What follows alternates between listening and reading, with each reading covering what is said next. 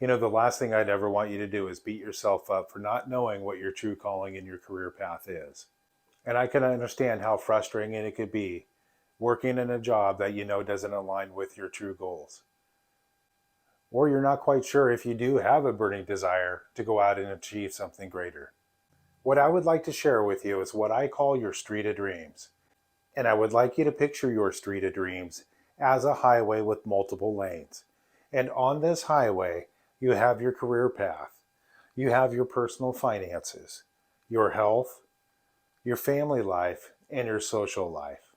Now, what I would like you to do on a scale of 1 to 10 is please draw a line and let's block off how far you're going to go in that lane on your highway of your street of dreams. Great. Now that you've done that, what I want to do is I want to talk about anything that's below an 8. Because if you're clicking along life and things are an 8, a 9, and I would even hesitate to say maybe even a 7, and they've been that way for a really long time, you've developed the good habit and a habit that you shouldn't change. And like the old adage says, if it ain't broke, don't fix it. But the other areas that you're below that 7 mark, if you're a 6, like in your career, a 4 in your health, and a 3 in your social life, well, those are the areas that we probably want to talk about a little bit more. Excellent. Now that we know, based off our street of dreams, the areas in our life that are below a 7, I want you to take those 3 areas, because you had mentioned career was a 6, health was a 4, and social life was a 3. And I want you to write down as many reasons as you can why you ranked career as a 6, health as a 4, and social life as a 3. Terrific. Now that you've done that, I'd like you to circle the top 3 reasons in each area that speak to you the loudest. Wonderful. Now that you circled the 3 things in the categories that speak to you the loudest, I'd really like to try to you to think about how each one of those items truly makes you feel. What is it? What's the reason? What's the driving force? What is the emotion that you've put behind those 3 items in each category that you circled? And do you have an association with why you feel those ways you feel about what you circled? Thank you for going through that exercise with me. I had to do it because it's my belief that what holds us back in life from achieving great things or achieving our burning desires has less to do with those who are doing bad things towards us. Now, there are those cases where people do truly bad things to us. But a lot of times, we associate bad people and bad thing and what people are doing to us based off of the belief systems that we were taught in our upbringing. Because of our beliefs based off of our conditioning and our upbringing, everything that was taught to us from the time we were born up until now, everybody that we put trust into, and we relied on the information from them to be true and factual.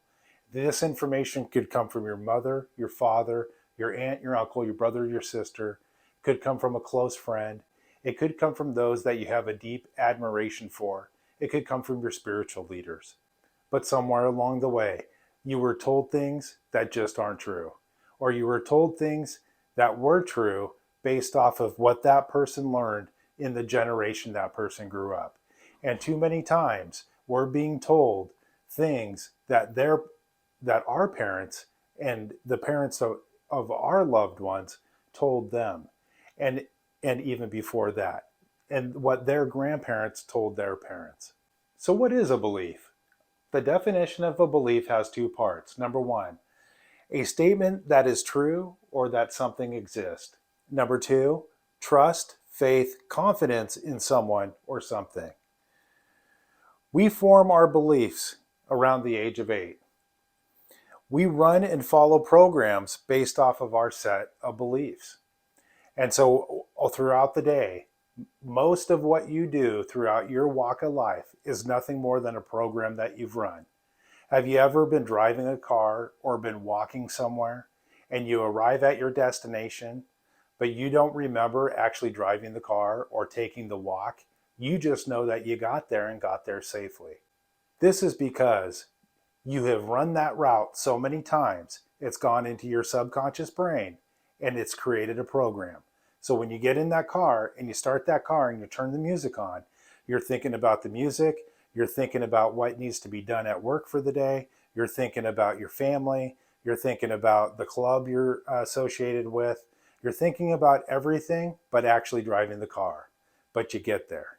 Something else to remember about beliefs. Our beliefs and our conditioning or our programming is also referred to as a paradigm. And now that brings me to the amygdala. This may be the most important part of this entire video. If there's one area I really want you to grasp, it's about the amygdala and what that does to us and why it can stop us from achieving the things that we truly desire in life. No, it's not science class, but I don't want you to beat yourself up thinking that there's something wrong with you of the reason why you can't break through certain barriers. So what the amygdala is an almond-shaped cluster of nuclei that lay in our brain near our hippocampus. Our hippocampus is similar to our brain's filing cabinet or our brain central memory bank. And anytime we're faced with a situation, our amygdala essentially is trying to pull the file from the hippocampus or from the filing cabinet, and it's trying to process that information to find out whether you've been in that situation before, and if that situation is going to cause you harm, humiliation, embarrassment, pain, suffering, or if it's going to cause you joy, happiness, love, or the positive feelings. The amygdala works with our fight or flight system. It also works with our brain central memory bank and processes emotions such as fear, aggression, pleasure, and joy. The amygdala may also send signals to the other parts of the brain that can cause the body to act in irrational ways. Have you ever been in a situation where you walked into a room or walked into an environment and maybe there was something that caught you off guard and you just froze in your tracks and you didn't know how to react? Or maybe you saw somebody that you've been deeply trying to avoid for a very long time and just making eye contact with that person caused you to just freeze up and you didn't know what to do and eventually you just bolted and left. That's because that whole situation, your brain was trying to process that. And the amygdala was going off like a 4 alarm fire. It didn't know how to react. And so it was trying to process your past experiences or your beliefs to see if that situation was going to put you in harm and whether you needed to stay and fight or run and hide. So, what is it that you really want out of life? And is it a wish or is it a burning desire? Because if you're trying to turn a wish, like you're blowing out birthday candles or throwing a coin into the wishing fountain, it's probably never going to come true. And it's always going to remain a wish. Why? Because there's no real intention behind it, and that wish is quickly forgotten about. There's quite a few studies out there that say we get 60 to 70,000 thoughts that go through our head every single day. I did a quick Google search and it says that we get 6,000 new thoughts that go through our head per day. So where are the other remaining thoughts and where do they come from? These are obviously repetitive thoughts that we've been holding on to and we've been replaying in our head over and over and over again. So we need to be aware about the thoughts that we are continually thinking about. And what we want to do is we want to block out the negative thoughts and replace that image with the thought of what our life is going to be like after we achieve the burning desire we're trying to go after. Step 2, we want to make the decision that we're going to go after our burning desire and change our mindset that nothing is going to stop us from getting there. Like we were a little kid asking our parents for candy. We're going to put our foot down and we're going to say no more. We're no longer going back to the way things used to be. And we're going to do our best every day, the best of our ability, daily, on changing the way we think from now moving forward. This is where it can get very difficult. And this is where a lot of people just, frankly, they give up. Changing your mindset and trying to maintain laser beam focus on your goal or your burning desire is very, very hard.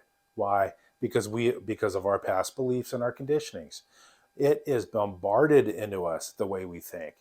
You have all the resources given to you at birth to go out and do what God intended you to do with your life. Have you heard about faith, mustard seeds, and being able to move mountains? That's the type of belief that you need to have toward your goal, that it's actually possible, because it is possible. You can do it. The depth of your commitment will determine how motivated you'll stay focused on your desire. Next, we want to write our goals down daily and in the past tense, as if it's already been achieved. If you could do this twice a day, that would be ideal. And so when we write our goals down on a repetitive basis, the idea is we want to create a new program in our subconscious brain. And because our brain can't tell the difference between what is real and what is not real, it's going to force the body to go into action to obtain whatever it is that we're trying to achieve. And do your best when you write a goal down to put a positive emotion in front of your goal. I like what Bob Proctor said best. I'm so happy and grateful now that I have. The best time to write your goals down is 10 to 15 minutes before you go to sleep and 10 to 15 minutes after you wake up, during the state of hypnagogia. The state of hypnagogia is the trippy state between wakefulness and sleep. This is when we experience vivid dreamlike hallucinations, also called hypnagogic hallucinations. Neville Goddard refers to hypnagogia as the state akin to sleep. Whatever you call it, the best time to write your goals down is during the state of hypnagogia or state akin to sleep. Some say there's a filter between our conscious brain and our subconscious brain, and during this state of hypnagogia, the filter of our subconscious brain has already gone to sleep. And some say it's easier for information to get filtered into the subconscious brain during this period of time. And you can check out my video on how to make a quality vision board for under $30. The next thing you want to do is put in the effort, work, or action with the belief that your burning desire is already yours. The masters that practice the law of attraction and manifesting the good that they want in their life can do this without putting in the effort, because their belief is that strong, that it is already theirs once they've created the vision of seeing themselves in the obtainment of what it is they desire. However, most of us don't have those capabilities. So we do need to put in the work, and we need to put in the effort towards the obtainment of our goal. If you were opening a business with a storefront, you wouldn't just sit and wait for the business to appear on the corner. You would go to work. You would go to work searching out the right location. You would go to work talking with the real estate agents about the rent.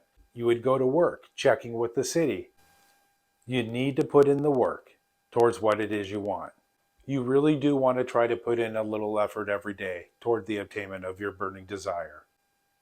By doing this, it will keep you focused, it will keep you motivated, and before you know it, you'll have so much momentum built up behind you that when you do achieve your goal, you'll probably exceed it. And I'd like to leave this portion with this. From the King James Version, 2 Kings 3:16. And thus said the Lord, make this valley full of ditches.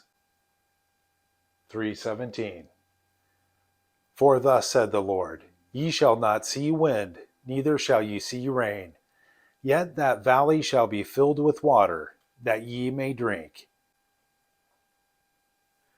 All right, I'm going to cover one more thing tonight, then we're truly going to bring this plane in for a landing. Top 3 reasons why your dreams don't manifest into reality. Number 1, it's just a wish. Number 2, it's not your dream, it's somebody else's. Somebody else had a dream and a vision, and the result of that was also some money and some nicer things in life. And so what you're really chasing is you're chasing the result, part of the result of their dream that they manifested in reality. So number 2, it's not your dream. Number 3, you quit before the seed germinated. You quit, you were 3 feet from gold and you quit. Have you heard the story about the gold miner? The guy who saved his whole entire savings. And this was, I believe, in Napoleon Hill's Think and Grow Rich. He saved his whole entire life, and I think he talked his family into money also to go out and buy this gold claim and buy the machinery to go out and mine for gold. And he was a shop owner, the guy who was already like a store owner or doctor or something like that. And so he was going out and he hit a vein of gold. And he's like, jackpot. And he keeps digging and digging and digging. And then all of a sudden the gold vein ran out. And he's scratching his head and they're looking all around. So they dig all the way around, in certain areas all the way around. And they're like, oh my gosh, the vein ran dry. And he ended up selling all that machinery and the claim to a scrap man who was smart enough. The scrap man was smart enough to hire somebody who knew gold and knew how the gold veins ran. And he hired that gemologist expert or whoever, to come out, test the soil. They found that the gold vein was 3 feet from the last point where they dug. And that gold vein turned to be the biggest gold mine at that point in history. The manifestation cycle is simply this. This is what you want to continue to do on a daily basis until your dream comes true. You want to keep laser beam focus on your goals, your burning desires. And not just that, but you want to keep that vision of what life is going to be like after you've already obtained your goal. And then you want to put the work in. Remember, dig the ditches so the water can come. And then you want to write your goals down in the past tense every day and try to couple that up with a vision board if you can. And then just keep doing that and just keep spinning that cycle. Now, I want to show you something about mindsets and paradigms and why sometimes it may take longer for your dream to come true. If you're doing this, let's say this is all the positive work you're doing and you're spinning like this, okay? And you're doing it, and keep in mind, when you're putting in the time and the work, I mean, you put in a little, you don't need to exert all this energy, you don't need to exert everything. You're working on what you want to do. You're working on your desire. And when you work on your desire, you're never working a day in your life. The money will come when you reach that point of time. And then you write your goals down every day, past tense, and then you keep laser beam focus on your goal and you block out the negative thoughts. And when the negative thoughts come in, you want to be aware of the thoughts that are going through your mind every day. And when those negative thoughts come in, or the thoughts of self-doubt, you want to try to block them out. Remember the movie theater screen? You want to cut that film, block it out, and replace that film with the vision of what your life's going to be like once you've obtained your goals. Now but you haven't been thinking that way up until this point. So your universe is going like this, or your manifestation cycle is going like this, right? Your mindset, it's going the opposite direction. It's going like this. But now you're trying to stop that. But it's got so much momentum built up behind it because of all the years based off of your paradigm. Remember your belief system, your ethics, your past conditioning, the programs that you're running. So it's going like this. It's going in the opposite direction, okay? And so you're slowing that down, and it's every day. Every day it's moving a little bit slower, a little bit slower, a little bit slower. Pretty soon it stops. And then it changes direction. How fast does it change direction? Slowly. It changes direction slowly. Because it stopped, and now you got to turn your universe. You got to turn your mindset. You got to shift your mindset. You do that by start reading good books. Be aware of the music you listen to, how excited you get during that music. Change the channel. That's all you got to do. And be aware of the TV shows and the movies that you're watching, and just replace it with good, wholesome TV shows and good, wholesome comedy. Now, with that being said, I'm not against music with bad lyrics or bad, violent, funny movies. Not at all. That's not the point. Don't misunderstand that, okay? I love that stuff, okay? I listen to some of the worst music you can ever think of. And I watch some of the funniest, raunchiest shows from time to time, or I have been known to up until this point in time in my life, to once in a while divulge in some of that type of entertainment. However, I program myself for what I'm about to listen to, what I'm about to read, or what I'm about to watch on television. And I make sure I do all I can to not let it get on the inside of me. And if you could do that too, you can weather that, you can weather it and you can block it out. There's music I like where the lyrics are horrible, but the melody and the tone and everything else just gets me dancing, just puts my body in that kind of vibration. So now you're going like this. So now we're turning it, and every day you're doing the right stuff. Every day you're writing your goals down. You have laser beam focus on your goals. You're putting in the work, and it starts spinning faster and faster and faster, and then pretty soon,